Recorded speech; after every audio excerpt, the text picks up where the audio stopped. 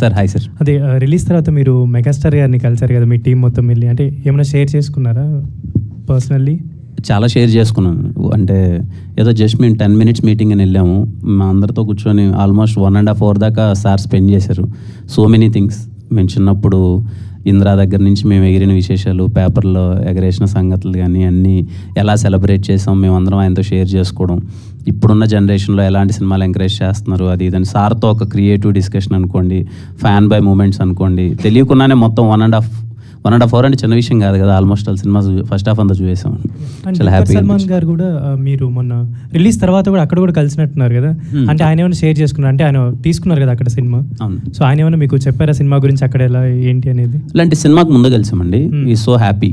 ఇద్దరము వి congratulated each other. తను అన్న హిట్ కొట్టాడు, ఇది కా కూడా హిట్ అయింది. So we both are very happy. పండక్కి 3 సినిమాలు వచ్చి 3 కొట్టడం అంటే చిన్న విషయం కాదు అని చెప్పి తను పర్సనల్గా చాలా హ్యాపీ. And he supported. మలయాళంలో సినిమాని ఎలా మార్కెటింగ్ చేద్దాం, ఎలా తీసుకెళ్దాం అనే విషయంలో తను బాగా సపోర్ట్ చేశారు. థ్యాంక్ యూ అండి. And thank you. రాజవారు రానివారు